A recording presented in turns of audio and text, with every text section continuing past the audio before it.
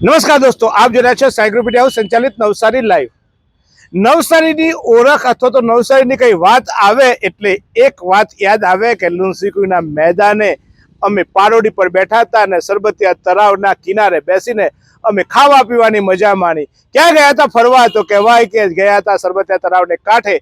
પરંતુ હવે આ સરબતિયા તળાવ પણ આવ્યું છે શહેરમાં એક અલગ જ રીતે, કારણ કે સરબતિયા તળાવને અત્યારે રીડેવલપમેન્ટ કરવાનું કામગીરી ચાલી રહી છે. ત્યારે આ રીડેવલપમેન્ટ સામે કેટલાક સરકારી નીતિ નિયમોની એટલે કે જે કાયદો છે કાયદાની એસી તૈસી કરવામાં આવી હોવાના આક્ષેપો સાથે આ તળાવનું જે મૂળ સ્વરૂપ છે અથવા તો જે ઐતિહાસિક તળાવ છે તો ઐતિહાસિક રહેવું જોઈએ અને તળાવ સાથે છેડછાડ ન થવી જોઈએ, કારણ કે અનેક લોકોએ આ તળાવની પાર પર બેસીને પોતાનું કેરિયર બનાવ્યું છે. ત્યારે આ તળાવ જ્યારે એક બીટીપી સ્કેનરના નામે તળાવ પુરાઈ જવા માંડ્યું, તળાવ ટૂંકું થઈ જવા નાનું થવા માંડ્યું, ત્યારે કેટલાને આત્મામાં દુભાયું હશે. તમે તો તમને તેમ લાગતું હશે કે તળાવ બહુ સારું બનવા થઈ રહ્યું છે, પરંતુ આ તળાવ ત્યારે આ અંગે પર્યાવરણ અને ખાસ કરીને નવસારીના ઇતિહાસને પણ આ તળાવમાં છેડછાડ કરવાના પ્રયત્નોના આક્ષેપો લાગી રહ્યા છે.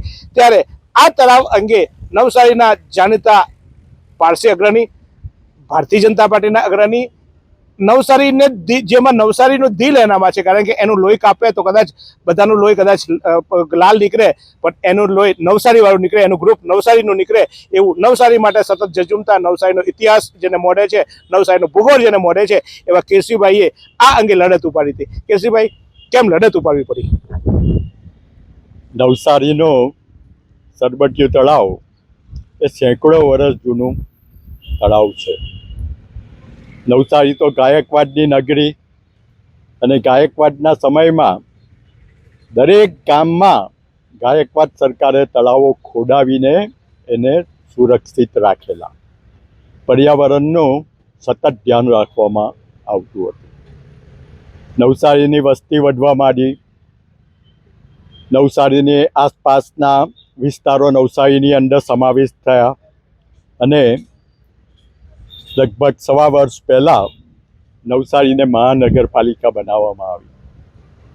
નવસારી મહાનગરપાલિકા બની ત્યારથી 1.25 વર્ષ સુધી કમિશનરનું રાજ નવસારીની અંદર રહ્યું અને કમિશનર દેવ ચૌધરી સાહેબના સમયમાં કેટલાક વિવાદાસ્પદ અને શંકાસ્પદ કાર્યો નગરપાલિકાના નામે થયા. નવસારીના લુણસીકુઈના ઐતિહાસિક મેદાનમાં ગંભીર કહેવાય તેવા બાંધકામો રજૂ કરવામાં આવેલા. તેનો પણ અમે વિરોધ કરી અને તે બાંધકામો રદ થાય એવું આયોજન અમે કરેલું. સરબતિયા તળાવની ફરતેનો જે કાર્યક્રમ રજૂ કરવામાં આવેલો તેની અંદર તળાવને પાર લગભગ 15 મીટર જેટલી પૂરીને તળાવની પારની ઉપર વિવિધ આયોજન કરવામાં આવેલા છે. આ બાબતની અંદર અમે શરૂઆતથી જ વિરોધ કર્યો, કારણ કે કાયદા પ્રમાણે, સરકારી નિયમો પ્રમાણે અને સુપ્રીમ કોર્ટના ઓર્ડર પ્રમાણે કોઈ પણ આવા તળાવ, નિવાન કંઈ પણ હોય તેને કોઈ પણ રીતે પૂરી શકાય નહીં. તેની આજુબાજુ 30 મીટર સુધી કોઈ પણ જાતનું બાંધકામ કરી શકાય નહીં.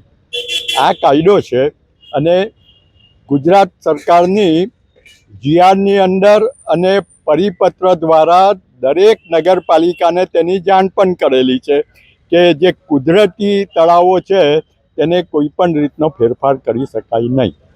આ બાબતમાં કમિશનર સાહેબનું ધ્યાન દોરવામાં આવેલું અને તે વખતે એ રોકવા માટેના અમે પ્રયત્ન કરેલા અને અમારી ડિમાન્ડ હતી કે થોડા સમય પછી ચૂંટણી થવાની છે અને ઇલેક્ટેડ બોડી આવે પછી ઇલેક્ટેડ બોડી જે કંઈ નિર્ણય કરે તે માન્ય રાખવો જોઈએ.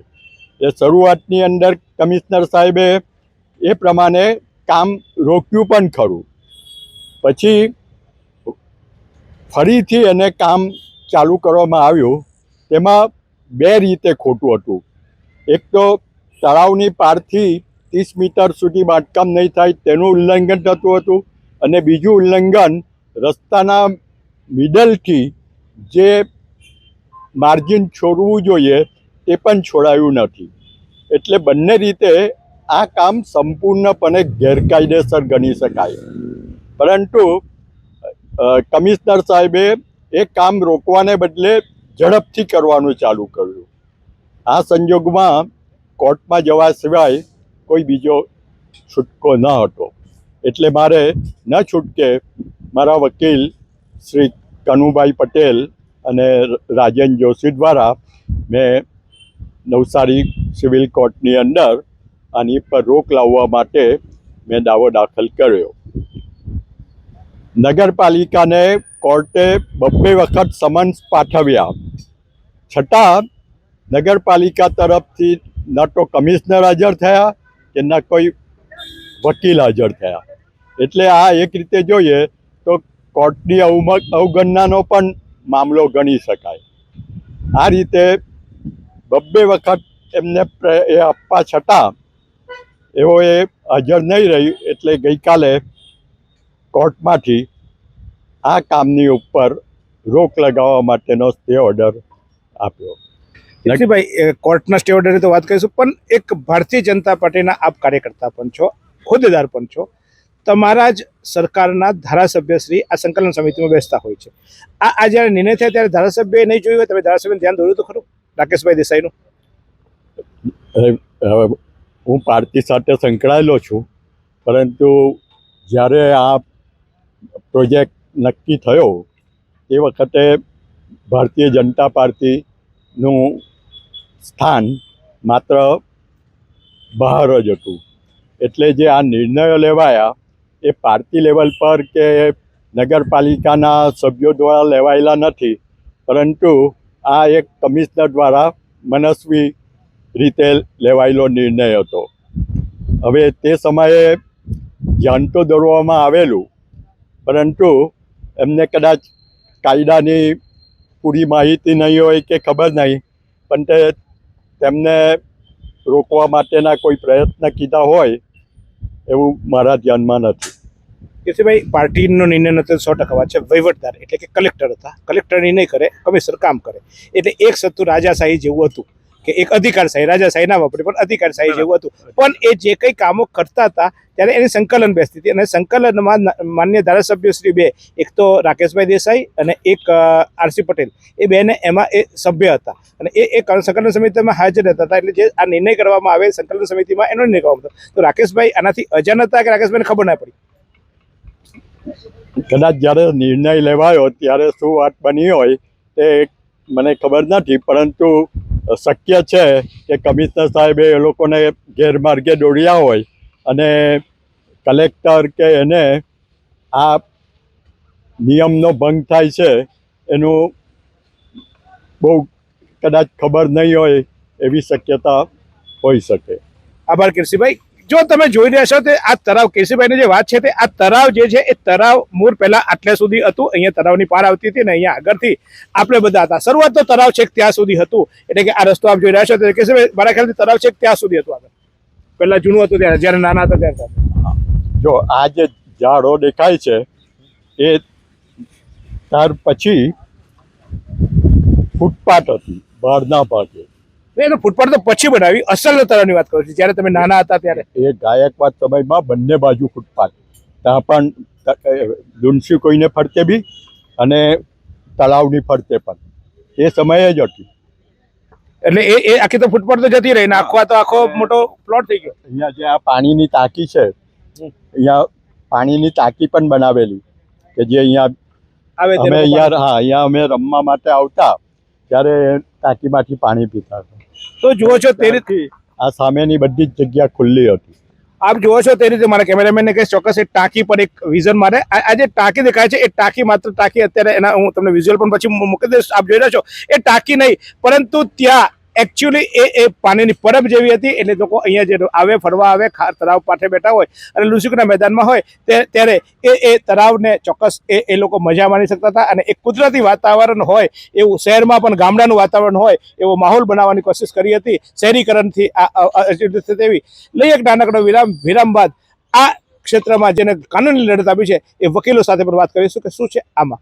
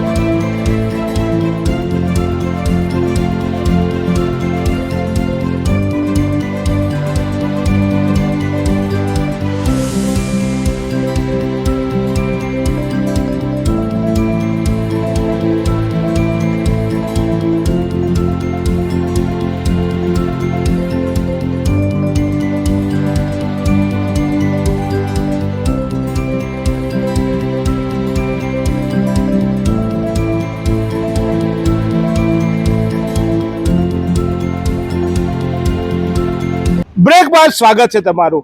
આ સરબતિયા તળાવમાં પહેલા આજ નગરપાલિકાએ બોટિંગ ચાલુ કરી હતી અને તળાવમાં બોટિંગ કરી શકાય તે રીતે આખી વ્યવસ્થા કરી હતી. ફુવારાઓ મૂક્યા હતા અને એ ફુવારાઓની સાથે સાથે બોટિંગ થાય અને બોટિંગની સ્કીમ પણ ચાલુ કરી હતી. 50 રૂપિયા કેવી કે ટિકિટ રાખી હતી અને બોટિંગ કરવામાં આવતું હતું. પરંતુ મને એવું લાગે છે કે હવે જમાનો બદલાયો એટલે એ લોકોને લાગ્યું કે હવે તો બધી કારો બારો આવી શકે, એટલે એ બોટ બંધ કરીને હવે આ નગરપાલિકાએ આ સરબતિયા તળાવમાં કાર ફરી શકે એવું આયોજન કર્યું. આપ જુઓ છો તે રીતે આ સરબતિયા તળાવમાં જ કાર છે, કારણ કે આ અહીંયા અત્યાર સુધી પાણી હતું અને એ પાણી હવે કદાચ એ પાણી પારથી ઉપર થઈ ગયું એવું કહેવાય છે.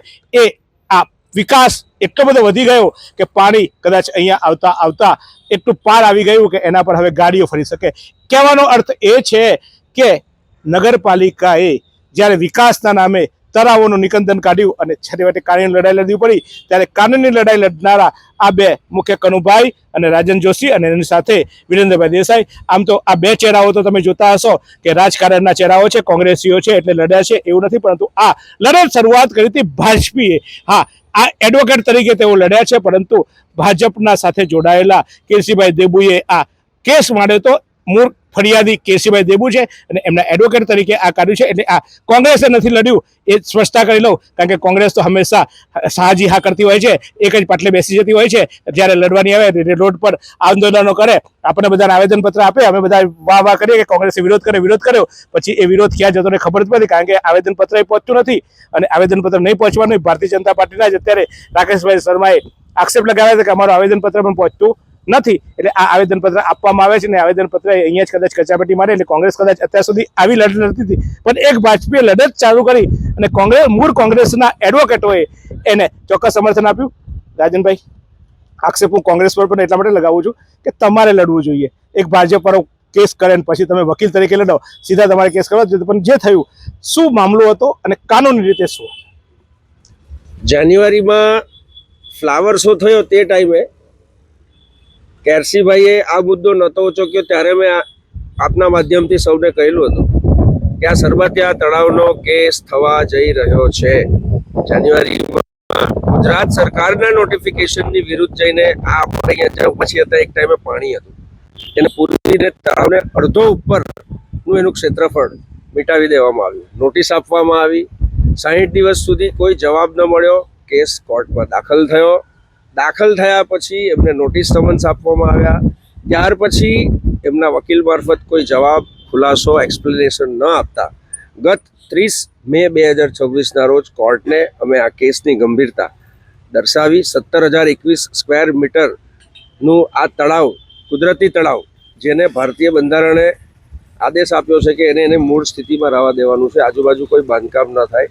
સુંદરતા, જે તળાવની કુદરતી અને પ્રાકૃતિક સુંદરતા છે તે જળવાઈ રહે એ ખૂબ જરૂરી છે. અને આ બધા સાઇટેશનો Karnataka high court, Kerala high court, Bombay high court, Andhra Pradesh high court, Tamil Nadu high court, આ બધા ચુકાદાઓ નામદાર કોર્ટને અમે દર્શાવ્યા અને નામદાર કોર્ટને કેસની અંદર દમ છે.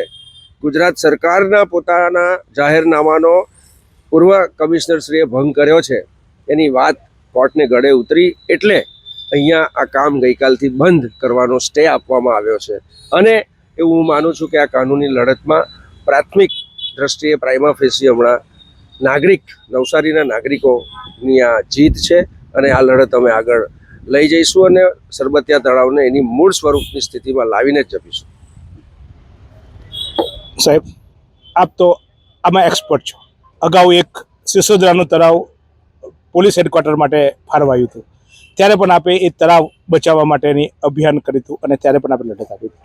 આ તળાવમાં કયા કયા કાનૂની દાવપેચ, એટલે કે કઈ રીતે આ તળાવને બચાવવા માટે કયા કયા મુદ્દા આપણે કોર્ટમાં રજૂ કરવા અને આગામી દિવસોમાં, કારણ કે અત્યારે સ્ટે મળ્યો છે, હવે તો એ લોકો રજૂ કરશે ને.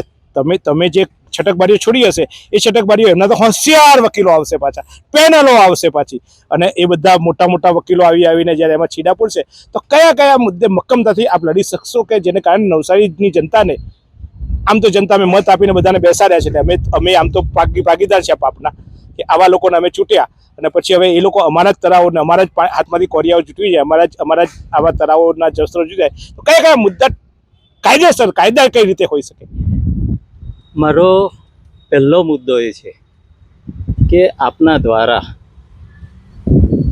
મહાનગરપાલિકા અને કમિશનરશ્રીને હું એટલો જ સંદેશો આપવા માગું છું. અને આ જે કોર્ટની અંદર કેસ છે એને હું લડાઈ તરીકે જોતો નથી. લોકોનું કામ છે અને તે ન્યાયની અદાલત જે છે એ વાતને સમજે. આ દેશના કાયદા, સુપ્રીમ કોર્ટના જે જજમેન્ટ છે એને સમજે અને તે પ્રમાણે લોકોને જે ન્યાય જોઈએ છે એ ન્યાય તોડવા માટે પ્રયત્ન કરે, એવી અમારી તો માગણી છે. બાકી આ કેસ લડવા માટે હું લડતો નથી, મને એમાં રસ પણ નથી. સવાલ એ આવે છે કે જ્યારે આ કેસ અમે દાખલ કરવા માટે કોર્ટની રૂબરૂ જ્યારે રજૂ કર્યો તે વખતે કોર્ટે કાયદાના સવાલો પહેલાં ઊભા કરેલા કે અમારો કોર્ટની અંદર આ કેસ દાખલ થઈ શકે કે કેમ, તમને કઈ સત્તા છે, તમને એટલે કે અમારા વાદીને તમને કઈ સત્તા છે. કોર્ટે મને સીધો સવાલ કરેલો તે દિવસે કે સરકારનું તળાવ છે, એમનો કબજો છે, એમણે અહીંયા પ્લાન બનાવ્યો છે, કાયદા પ્રમાણેનો પ્લાન બનાવીને ગવર્મેન્ટમાં એની મંજૂરી મેળવેલી છે. એ મંજૂરી મેળવ્યા પછી એમણે છે તે પેપરમાં પબ્લિસિટી આપી, ત્યાર પછી એણે ટેન્ડર બહાર પાડ્યા. ટેન્ડર બહાર પાડ્યા પછી એ ટેન્ડર મંજૂર થયા અને ટેન્ડર મંજૂર થવા પછી એનો વર્ક ઓર્ડર પણ આપવામાં આવ્યો. કોર્ટ કહે છે કે હવે મને સમજાવો કે આમાં તમારી સ્ટેટસ કયું સ્થાન તમારું, તમે એનો વિરોધ કેવી રીતે કરી શકો. એટલે કોર્ટે આ જ્યારે સવાલ કર્યો કે તમને ક્યાંથી કઈ સત્તાને અધીન તમે છે ત્યાં કોર્ટની સામે આવ્યા છો, તમને સત્તા જ નથી. આ જો બધું કાયદેસરનું થયેલું હોય તો તમને વાંધો કરવાનું કોઈ કારણ જ નથી આની અંદર. તો એને તો તમે ચેલેન્જ કરતા નથી ટેન્ડરને ચેલેન્જ કરતા નથી, પરવાનગીને ચેલેન્જ કરતા, એ તો કંઈ ચેલેન્જ નથી કરતા. તો તમને અધિકાર કઈ રીતે આવ્યો છે આની અંદર. અને તે વખતે મેં એટલું જ કોર્ટને કીધું કે સાહેબ બધું જ છે, અમારો અધિકાર પણ છે, અમારી જવાબદારી છે અને ફરજ છે. અને અહીંયા આગળ કોર્ટે બીજો સવાલ કીધો કે આ કોર્ટને સત્તા છે, આ કોર્ટને સત્તા એટલા માટે નથી કે આ પબ્લિકનો જો પ્રશ્ન હોય તો એની PIL તમારે હાઈકોર્ટમાં દાખલ કરવી જોઈએ. આ કાયદાનો સવાલ થયો. આ બે સવાલો ઉપર જ્યારે કોર્ટે અમને પ્રશ્ન કર્યા ત્યારે પહેલાંની તો મેં જવાબ આપી દીધો. બીજો મેં એમ કીધું કે સાહેબ આ કોર્ટને સત્તા છે અને તે હું બતાવી શકું એમ છું. અને ત્યારે મેં એમ કીધેલું, હું આ એટલા માટે ખુલ્લું કરવા માગું છું કે અમે લડવા નથી માગતા, પણ અમારું સ્ટેન્ડ કયું છે એ જો નગરપાલિકા સમજે, એમના એડવોકેટ સમજે અને તે પ્રમાણે જો વર્તન કરવાના એ લોકો પ્રયત્ન કરે અને તે વસ્તુને જો સ્વીકારે, જેમ કોર્ટે સ્વીકારી છે તે પ્રમાણે જો તો આ લડાઈ રહેતી નથી અને લોકોનું એ કામ થઈ જાય. અને તેના કરતાં આગળ જતાં હું અહીંયાથી એ પણ આજે કહેવા માગું છું કે આવા ઘણા બધા તળાવો છે કે જેની અંદર આ રિનોવેશનના નામે આ તળાવોનું સત્યાનાશ થવાની તૈયારી ચાલી રહેલી છે. અને તેની અંદર તે અંગેની પણ એક નોટિસ મોકલવામાં આવેલી છે કમિશનરશ્રીને. કનુભાઈ, તેની અંદર પણ આ વસ્તુ આવશે. કનુભાઈ, આ જે તળાવ છે, અમે તો સામાન્ય નાગરિકો, અમને બહુ ખબર તો પડે નહીં. અમને તો એમ લાગે તળાવ ધોવાઈ નહીં જાય એટલે પારો બનાવ્યો. પારામાં અમે સવારે કુદરતી વાતાવરણ બધું પ્રદૂષણ નહીં આવે એટલે અમે આ કુદરતી વાતાવરણમાં આંટો મારીએ. આમાં આ તો ઉપરથી સારું થયું કે તળાવમાં અહીંયા હોય તો કાદવ કીચડ આવે ને કંઈ આ તે થાય ને કંઈ આમ તેમ થાય. અમે પડી નહીં જઈએ એટલે આટલા માટે આટલું સરકાર આટલું સારું કામ કરે. અમને પ્રજાને તો આવું બધું ખબર પડે. અમને તો ખબર નહીં પડે કે આમાં ખોટું શું થયું. અમને તો કંઈ ખોટું લાગે ને અમે તો ખુશ થઈ જાય. હાય 7 કરોડ રૂપિયામાં આટલું સારું થવાનું. કનુભાઈ, આમાં ખોટું શું થઈ રહ્યું છે? અમને સામાન્ય માણસને સમજાવો ને. આમાં મેં જે આ કેસની અંદર કામ કરવાનું જે સ્વીકાર્યું તે એટલા માટે સ્વીકાર્યું કે આ તળાવ શું છે, એનો હેતુ કયો છે, એનો ઉપયોગ કયો છે, તે તમે કીધું તે પણ એક લિમિટેડ તમારી સમજ છે કે અહીંયા આગળ ફરીએ, કુદરતી સૌંદર્ય. અમે પ્રજાને તો આવું જ લાગે ને કનુભાઈ, અમને તો એમ જ લાગે ને. અમે તો બિચારા નિયમોને કંઈ ખબર નહીં પડે. મારી અંદર જે પ્રશ્ન છે તે એ છે કે હું આવતી પેઢી જેને નવું નામ અપાય છે, રાજનભાઈ કયું અપાય, જૈનજી, એ જે પેઢી જે છે ને તેને માટે આ મારી આ તકરાર છે અહીંયા આગળ.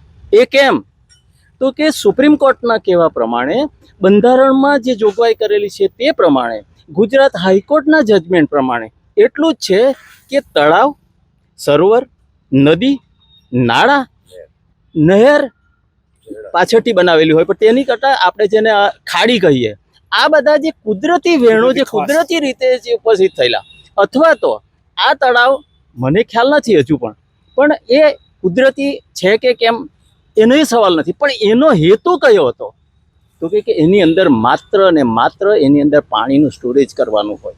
આ સુપ્રીમ કોર્ટનો ઓર્ડર છે અને જજમેન્ટ છે. બરાબર. અને તે શાને માટે કે લોકોને પાણીની વ્યવસ્થા થઈ કે પીવાના પાણીની વ્યવસ્થા થઈ શકે એટલા માટે આ તળાવો સરોવરો અને આ બધાની વ્યવસ્થા કરેલી છે અને એને એઝ ઇટ ઇઝ રાખવાના છે. તળાવ જેવું છે તે જ પ્રમાણે એને રાખવાનું છે. એની પેરેફરી જે છે એને જાળવવાની, એની વ્યવસ્થા કરવાની, એ તૂટી ન જાય, એ બગડી ન જાય, એની જવાબદારી સરકારની છે. તે સિવાય સરકારે આ તળાવની અંદર બીજું કંઈ કરવાનું નથી. અને બીજું જે કરવાનું છે તે છે કે એને સતત ભરેલું રહે એ પ્રમાણેની વ્યવસ્થા કરવાની છે. આમાંથી કશું થતું નથી. શહેરને પાણી આપવા માટેની આજે બૂમાબૂમ ચાલી રહેલી છે. તે વખતે એ બંધ કરીને લોકોને ફરવા હરવા માટે એના માટેનું આ સ્થળ નથી. અને આવનારી પેઢીને પણ ખબર નથી પડતી કે પાણીની એમને કેટલી મુશ્કેલી પડવાની છે. અને જો તમે નાબૂદ કરશો આ બધા જ તળાવોને તો પાણી તમે કેવી રીતે આપવાના? આ એક તળાવ જે આપણું છે તેની અંદરથી પણ જૂનું જે નવસારી હતું એને પણ પાણી આપી શકતા નહોતા, આજે પણ નથી આપી શકતા. તો આ પણ કરશો તેમાંથી હવે જ્યારે આ બધા ગામડાઓને જ્યારે ફરતેથી લીધા છે પાણી કેવી રીતે આપવાના? છે કોઈ વ્યવસ્થા એમની પાસે? છે કોઈ યોજના છે? એ તો કહે છે ને કે અમે પૂર્ણામાંથી પાણી લાવીશું ને બધાને પાણી આપીશું, અને આ તળાવનું પાણી તો પીવા લાયક નથી એટલે અમે કોઈ પીતું નથી એટલે અમે પૂરી દઈએ છીએ. હા, સુપ્રીમ કોર્ટનું એ જ કહેવું છે કે એને પીવાનું પાણી બની રહે તેની જવાબદારી સરકારની છે. સુપ્રીમ કોર્ટનું જજમેન્ટ વાંચી લેજો. ના, અમને ખબર નહીં પણ સાહેબ, અમે એટલે તમે પણ આવ્યા એટલે તમે અમને કહેવો ને, અમને માહિતી આપો સાહેબ. અમને તો શું ખબર પડે? અમે તો બતાવીને કમર દેખાય એટલે બટન દબાઈ આવ્યા, પંજો દેખાય તો બટન દબાઈ આવ્યા. અમને આ બધી ખબર નહીં પડે એટલે તો તકલીફ છે ને સાહેબ, એટલે તમારે તે પૂછવા આવ્યા છે. આ જ વાત અમે કોર્ટને કરી. સુપ્રીમ કોર્ટે જે કીધું છે તે જ તમે સમજ્યા. હું તમને નથી કહેતો, લોકોને નથી કહેતો. તમારે કોર્ટને કહેવું પડે, સમજાવવું પડે, જજમેન્ટ આપવા પડે છે. મારે કમિશનર સાહેબને કહેવું છે, મારી આ મહાનગરપાલિકા જે છે તેને કહેવું છે કે તમે અભ્યાસ કરો, જાણો, જુઓ કે તમારે શું કરવાનું છે.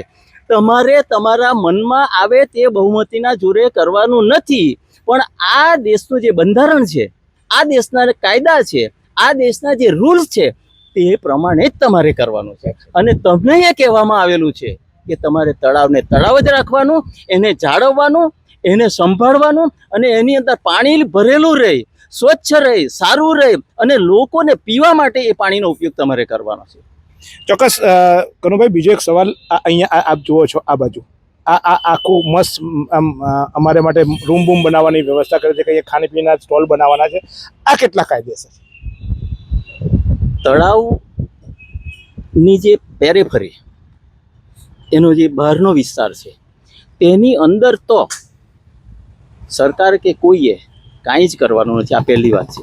અને બીજી વાત જે છે કે એની જે પેરેફરી છે તેનાથી 9 મીટરનો બહારનો જે વિસ્તાર છે તેની અંદર પણ કોઈ પણ જાતનું બાંધકામ કે ખાણીપીણી કે કશું કાંઈ કરવાનું નથી. આ સુપ્રીમ કોર્ટ, બંધારણ અને હાઈકોર્ટ કહે છે, હું કહેતો નથી. હા, એટલે જ કહું છું. અહીંયાથી 9 મીટર એટલે કે માની લે કે 30 ફૂટ સુધી, 9 × 27 એટલે 27 ફૂટ સુધી તો કંઈ ના કરી શકાય. તો આ તો બધું મસ્ત કંઈક બનાવવાનું છે. તો આની સામે બી તમે વાંધો ઉઠાવ્યો છે કે કેમ? એ વાંધો છે જ, એ છે જ. અહીંયા આગળ જ્યારે તમે મને કાયદાનો સવાલ કર્યો, રાજનભાઈ થોડો ઉલ્લેખ કર્યો કે પહેલામાં પહેલો કાયદો એ જોવાનો છે. ફરી હું કહું છું કે કમિશનર સાહેબ અને આપણા નવા જે આપણા મેયર આવ્યા આદરણીય છે, મને એમના માટે માન છે, બરાબર. એમને હું કહેવા માગું છું કે સુપ્રીમ કોર્ટે એવું કીધું છે અને એ જોગવાઈ કાયદામાં કરવામાં આવેલી છે કે કોઈની વ્યક્તિની સામે તમે ગમે ત્યારે ગમે તે દાવો કે કેસ દાખલ કરી શકો, પણ ગવર્મેન્ટની સામે કંઈ પણ કાર્યવાહી કરવી હોય તો તમારે કલમ 60 પ્રમાણે તમારે નોટિસ આપવી પડે, અને 60 દિવસ પૂરા થાય ત્યાર પછી જ કોર્ટની અંદર કે તમે બીજી કાયદેસરની કાર્યવાહી કરી શકો. યર ડિસેબલ, બરાબર. હવે જોવાનું એ છે 60 દિવસનો સમય સરકારને શા માટે? એક સામાન્ય વ્યક્તિનો જો કોઈક અધિકાર જો એમ કે ડૂબી જતો હોય તો તે કામ નહીં કરી શકે? સરકારની સામે કેમ નહીં? સુપ્રીમ કોર્ટે કીધેલું છે કે એટલા માટે નહીં કે સરકાર શું કરવા માગે છે, જેમને લોકોએ સત્તા આપેલી એ શું કરવા માગે છે એનો ખુલાસો કરવાની સરકારને તક આપો. આ પહેલું કારણ છે. બીજું કારણ એ છે કે એ ખુલાસો કરવા પછી જો આવા લિટિગેશન ઊભા ન થઈ શકતા હોય તો તે સરકારની સામે ઊભા કરવા જોઈએ નહીં. આ બે હેતુને ધ્યાનમાં રાખીને કલમ 80ની નોટિસ આપવાની જોગવાઈ કરવામાં આવેલી છે. અહીંયા આગળ તમે જોશો રાજનભાઈ કીધું તે જ પ્રમાણે કલમ 80ની નોટિસ અપાઈ, 60 દિવસ પૂરા થયા, કોઈ જવાબ નથી. કેમ જવાબ નથી? કોર્ટે કીધું છે કે એને માટે અહીંયા સુધી કે આ નોટિસનો એ ખાલી તમારા પગ નીચે અથવા તો તમારી સીટની નીચે રાખીને બેસી રહેવા માટેનો હેતુ નથી. આ સુપ્રીમ કોર્ટના વર્ડ છે, મારા નથી. આ કહેવાની મારી હસ્તી બી નથી, હું તો એમ કહું તમને. પણ સુપ્રીમ કોર્ટે કીધું છે કે તમારે એને દબાવીને બેસી નથી રહેવાનું. એટલું જ નથી, પણ એના વેગ જવાબ બી તમારે નથી આપવાના. પુરાવા સાથે જવાબ આપવાનો. ઉડાવ જવાબ નથી આપવાના. કાયદા પ્રમાણે એને જવાબ આપો એમને કે તમે શું કરવા માંગો, ખુલાસા આપો.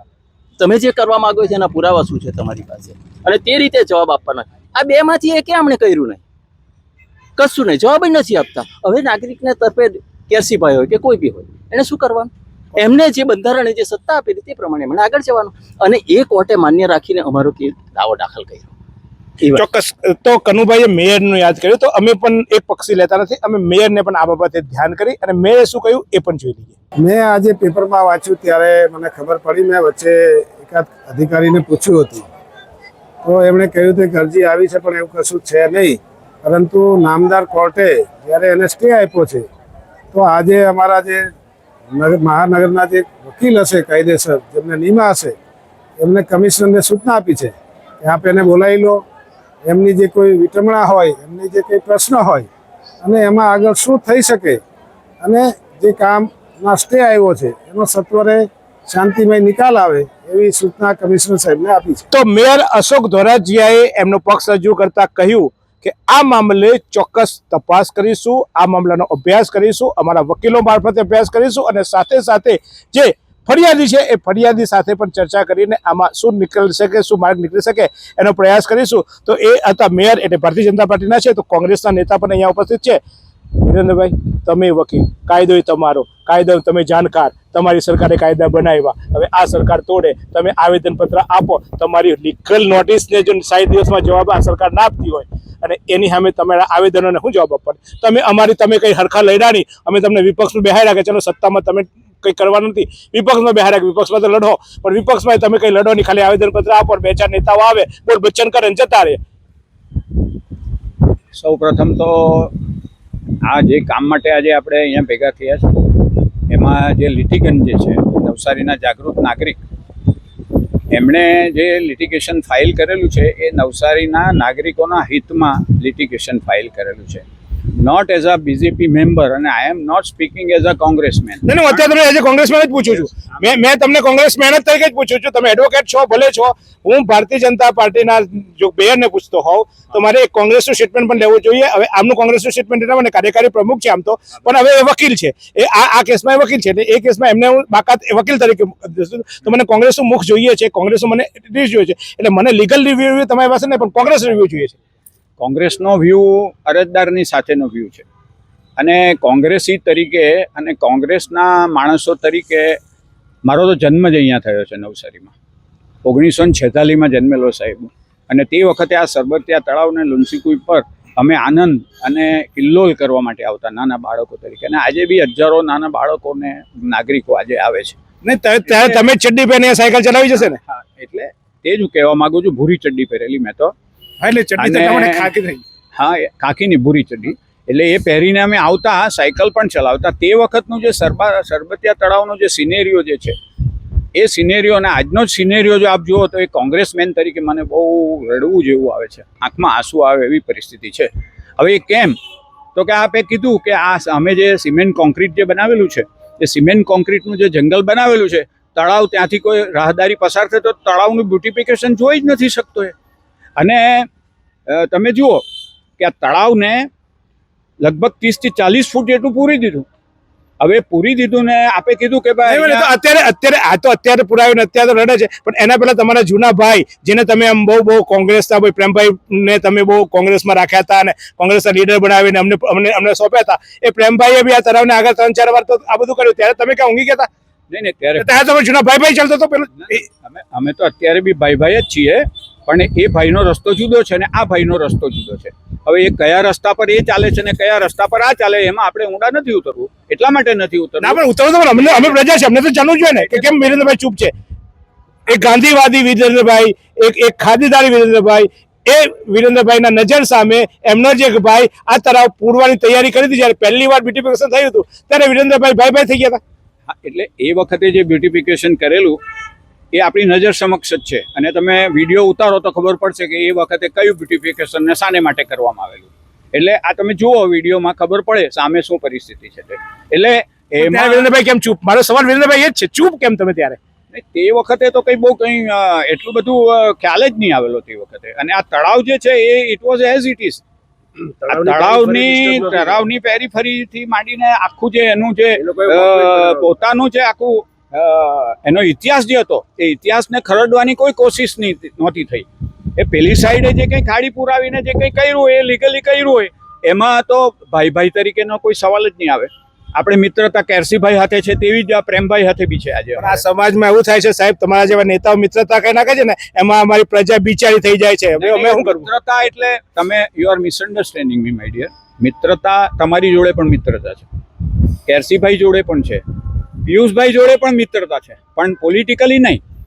Politically we are different ideology, we are having different ideology, અને એ આઈડિયોલોજીને કારણે જ અમે આજે કોંગ્રેસમાં છીએ. અને એ કોંગ્રેસના માણસોને જ્યારે જરૂર પડશે ને ત્યારે આનો વિરોધ જે છે, હવે કોંગ્રેસ પહેલા જેવી નથી. એ ફૂટપાથ પર અને રસ્તા પર આવી ગયેલી છે કોંગ્રેસ. એટલે લોકોના પ્રશ્નોને માટે કોંગ્રેસ હવે જાગૃતિ છે. ભલે મત ન મળવાના ઘણા કારણો છે, એ અત્યારે અવકાશ નથી એની એટલે અમે તો સાહેબ બે રીતે લઈએ. કોંગ્રેસ ફૂટપાથ પર આવી ગઈ એટલે તમે મને કોંગ્રેસ ફૂટપાથ પર આવી ગઈ હોય આવે એટલે તમે જુઓ કે અત્યારે જે પરિસ્થિતિ છે એમાં આ ઝેન ઝેડની વાત કરી. આ પેલો પરદેશથી લંડનથી આજે આવવાનો ઝેન ઝેડ વાળો, છઠ્ઠીએ ઉતરવાનો જંતર મંતર પર મોટો, એને હું નથી માનતો કે એને કરવા દે. ધેર ઇઝ નો ડેમોક્રેસી યાર. હું એવું માનું છું 100% એને પકડી જ લેશે, જેવો પ્લેનમાંથી ઉતરશે કે એને એરેસ્ટ કરી દેશે. અને પેલો ત્યાંના જે એણે કીધું કે હું ટેકો આપું છું, રાહુલ ગાંધી તો અમારા લડે જ છે અને એ રસ્તા પર જ છે. પણ લોકોની અંદર એક એવી જાતની ગ્રંથિ, અમુક લોકોમાં એવી ગ્રંથિ આજે ઊભી થઈ ગઈ છે કે કોંગ્રેસ કંઈ કરતી નથી. પણ એ અમારું જે મિશન છે કે અમે કંઈ કરતા નથી, એ ભૂંસવાને માટે અમે સતત પ્રયત્નશીલ રહીએ છીએ અને રહેવાના છીએ, એટલી હું ખાતરી તમને આપી શકું. તો કોંગ્રેસે પણ ખીચડી તો પકવવાની મૂકી છે, એ બિલકુલ ખીચડી છે, વિરોધ કરે છે, પ્રજા માટે લડે છે. ક્યારે લડાશે એ વાત નથી, પરંતુ ખરેખર તમને પાછું ફરી એકવાર બતાવી દઉં કે શું ઇસ્યુ છે. તો આ જે સરબતિયા તળાવ છે એની પહેલા પાર અહીંયા સુધી હતી, આટલા સુધી સરબતિયા તળાવની પાર હતી, અને આ પાર હવે ધીમે ધીમે પૂરી દેવામાં આવી. અહીંયા આખું બ્યુટિફિકેશન નામે આટલું તળાવ આખું પૂરી દેવામાં આવ્યું. એટલે આપ જોયો છે સરાઉન્ડિંગ કે આખું તળાવ આટલું પૂરી દેવામાં આવ્યું. આ તળાવ પૂરી દેવાની સાથે સાથે અહીંયા બહાર ફૂડ કોર્ટ બનાવવાની કમજી વાત છે, એટલે કે અહીંયા હવે બેસીને લોકો જમશે. આમ તો આ ભારતીય જનતા પાર્ટીની આ એક પરંપરા વર્ષોથી રહી છે. કાંકરિયા તળાવને અમદાવાદમાં ડેવલપ કર્યું, રિવરફ્રન્ટ બનાવ્યા, નદીના કિનારાઓ તોડી નાખ્યા, નદીના કિનારે રિવરફ્રન્ટના નામે નદીના કિનારાઓને એક ફરવાલાયક સ્થળ કરીને, નહીં ફરવાલાયક, પાછું સ્પષ્ટતા કરું છું, ફરવાલાયક નહીં, ધંધાનું માધ્યમ બનાવી દીધું. ત્યાં દુકાનો ભાડે આપી, ત્યાં મોલ ભાડે આપ્યા, ત્યાં રમતગમતના સાધનોની જગ્યા ભાડે આપી અને એક ઉઘરાણી કરવાનું, કમાવાનું સાધન કરી દીધું. આ સરબતિયા તળાવને પણ અહીંયા ફૂટબોલના નામે આ ભાજપી નેતાઓ, ભાજપી શાસકો અથવા તો આ જે સરકાર છે એ સરકારે આ મારા તમારા બાળકોના માટે પીવાના પાણીના માટે ફાફા મારીએ આપણે 15 રૂપિયા 20 રૂપિયાની બોટલ ખરીદવી પડે, અને અહીંયા આ તળાવનો કિનારા પર એ ફૂડ મોલ બનાવીને ભાડાની ઉઘરાણી કરી એમના ગજવા, એમના મોજ શોખ સંતોષવા, એક ઉદઘાટન કરવા માટે 20-20 લાખના મંડપ બાંધવાનું કામ આપણી પાસેથી, આપણી જગ્યા પરથી એમને ઉઘરાણા કરીને, ઉઘરાણા શબ્દ એટલા માટે વાપરું છું કે અહીંયા ભાડાના નામે આવક ઊભી કરી, એ આવકે એવો પોતાના તાગડથી ના કરે છે અને આપણને બધાને બોલાવીને ત્યાં આપણે તાળીઓ પાડીએ છીએ. પરિસ્થિતિ એ છે કે સાચી હકીકત આપણા સુધી પહોંચતી નથી, કાયદાની આપણને ખબર નથી હોતી, એટલે જે કરે છે એ આપણે સ્વીકારીએ છીએ. પણ છેવટે એક ભારતીય જનતા પાર્ટી કહેવાય છે કે ક્યાંક તો અન્યાય સામે અવાજ ઉઠે, અને એ શરૂઆત ઘરથી થાય. કેસરીભાઈ દેબુને સલામ છે, એમને ભારતીય જનતા પાર્ટીએ બહુ આપ્યું છે, પરંતુ જ્યારે શહેર માટે ખોટું થયું ત્યારે એ જ ભાજપના નગરસેવકો એટલે કે અત્યારે એમ છટકી ગયા કે અમે અધિકારીઓ સામે વાંધો છે, પણ અધિકારીઓ બી તો ભાજપના જ છે. અહીંયા દેવ ચૌધરીને મૂકવો કમિશનર તરીકે કે કલેક્ટરને સત્તા આપવી, કલેક્ટરને અહીંયા વહીવટદાર બનાવો, એ પણ તો ભારતીય જનતા પાર્ટીની રાજ્ય સરકારે કર્યું હતું. એટલે છટકીએ છે એ છટકાય નહીં, જવાબદારી છે. પરંતુ કેસરી દેબુની હિંમતને ફરી એકવાર દાદ છે, સલામ છે એમને કે એમને ભલે કોંગ્રેસીઓ આજે વકીલો તરીકે લડે, રાજન જોશીને પણ ટીકા કરીશ કે વકીલ તરીકે તમે લડ્યું, તમે ફરિયાદી તરીકે કેમ ના ગયા? અને અનેક જગ્યાએ ફરિયાદી તરીકે શહેરમાં કોંગ્રેસની મોટી લીડ છે, પ્રતાપભાઈ મૈડા છે, વિરેન્દ્રભાઈ દેસાઈ છે, અરે ખુદ રાજન જોશી અત્યારે તો કાર્યકારી અધ્યક્ષ પણ છે. પણ એ બધાએ બીજાના ખભે બંદૂક ફોડીને પછી વકીલ તરીકે લડ્યા. પરંતુ આશા રાખું હવે કે રાજનભાઈ અને કોંગ્રેસીઓ તમે રસ્તા પર ઉતરવાની જરૂર નથી, જાઓ કોર્ટમાં અને કોર્ટમાં લડો. કારણ કે પ્રજા તો તમને સહયોગ આપવા નથી, પ્રજા તમારી પાસે આવીને ફોટો પડાવશે ને તો આ ભાજપીઓ બીજા દિવસે એમના ઘરે રેડ પડાવશે. એટલે પ્રજા ગભરાય છે, પ્રજા ડરે છે. તો હવે એક જ માધ્યમ છે અને એ માધ્યમ છે સમાચાર માધ્યમ. તમારા જેવા પાસે આવો અને જાઓ કોર્ટમાં અને લડો. કારણ કે જ્યારે કોઈને કોઈ ના પહોંચે તો કાયદો પહોંચે છે. આ દેશમાં કાયદાનું તો રાજ છે જ, દેશમાં બંધારણનું રાજ છે. અને બંધારણ થકી જો એક જગ્યાએ ગયા તો સફળતા મળી. શહેરના વિકાસ સામે અમારો વિરોધ નથી. હું ફરી સ્પષ્ટતા કરું છું, શહેર તો વિકસિત થવું જ જોઈએ. મને સગવડ જોઈએ છે, મને અત્યારે હવે એસી જોઈએ છે તો મને 24 કલાક વીજળી મળવી જ જોઈએ. વિકાસ સામે હું વાંધો નથી. મારી પાસે કાર છે તો મને કારની પાર્કિંગ જગ્યા મળવી જ જોઈએ. મારી કાર સારા રસ્તે સારી રીતે ચાલે, ટ્રાફિકની અડચણ ન પડે, એ માટે રસ્તા પહોળા કરવા જ જોઈએ. વિકાસનો વિરોધી નથી, પણ એવો વિકાસની સામે વિરોધ છે કે જે વિકાસના નામે તમારે ને મારે ભવિષ્ય સામે પ્રશ્નાર્થ ઉપસ્થિત થાય. એવા વિકાસ સામે ચોક્કસ મને પણ વાંધો હોઈ શકે. અને એટલે વિકાસનો વિરોધી નથી. બધા પાછા એમ કહેશે, તમારા બધા સોશિયલ મીડિયામાં લાગી જશે કોમેન્ટ કરવા કે સારું કામ થાય તને નહીં દેખાય, તને નહીં દેખાય. ત્યારે તો તમે એ તને નહીં દેખાય નહીં, એ આજે મને દેખાય છે કે આ તળાવ પૂરા રહ્યું છે, અહીંયા બ્યુટિફિકેશનના નામે ધંધો થઈ રહ્યો છે. ત્યારે મારો વાંધો છે. બનાવો તળાવ સારું અને બતાવો તમારે કમાણી કરવી છે. અંદર મૂકો સારી બોટો, સારી અંદર એવા સ્થાન આપો કે લોકો ફરે, લોકો કુદરતી જન્ય માને. મારા ઘરે મહેમાન આવે છે ને તો ક્યાં ફરવા લઈ જાઓ એ મારી પાસે જગ્યા તમે નથી બનાવી બગીચાઓ અને તળાવ પૂરવા સિવાય. તો આશા રાખું છું આ મારી આ ડિબેટ ચોક્કસ જે અંધભક્તો છે એને પણ કદાચ સાચી લાગે તો કોમેન્ટ કરશો, ને ખોટી લાગે તો તમે કોમેન્ટ કરવા પાછળ પડવાનું નથી, કરજો. પણ બેફામ કોમેન્ટ કરજો. પણ હા, કોમેન્ટોમાં શબ્દોનો ચોક્કસ આપ સંયમ રાખજો, ભાષા સંયમ રાખજો, મર્યાદામાં રહેજો. કારણ કે તમે જ્યારે કોમેન્ટ કરવા બેસો છો ત્યારે તમને ભાષાનું જ્ઞાન નથી થતું. એટલા માટે પ્લીઝ આ કોમેન્ટ કરજો, પણ દિલથી કરજો, કડક કરજો. અમે ખોટા હોય તો ચોક્કસ અમારી વિરોધ કરજો, પણ ભાષા સંયમ રાખીને કરજો. એવી આશા અપેક્ષા સાથે જોતા રહો નવસારી લાઈવ. શું તમે શરીરના સાંધાના દુખાવાથી પીડાઈ રહ્યા છો કે પછી તમે કોઈ સ્પોર્ટ્સ ઇન્જરીથી પીડાઈ રહ્યા છો? લકવાની બીમારી બાદની પીડા સહન કરી રહ્યા છો? શું તમને સ્પાઇનલ પ્રોબ્લેમ છે? તો આ તમામ દુખાવાને હવે બાય બાય કરી દો. કારણ કે માસ્ટર ડિગ્રી ધરાવતા ખૂબ જ અનુભવી ફિઝિયોથેરાપિસ્ટ ડૉક્ટર અમિત પટેલ પાસે તમે આ તમામ સમસ્યાઓનું સચોટ નિદાન કરાવી ફરીથી નોર્મલ જિંદગી જીવી શકો છો. તો સરનામું નોંધી લો. Comprehensive care centre, DD street, library પાસે, અનુરાગ સારીઝની લાઇનમાં, નવસારી.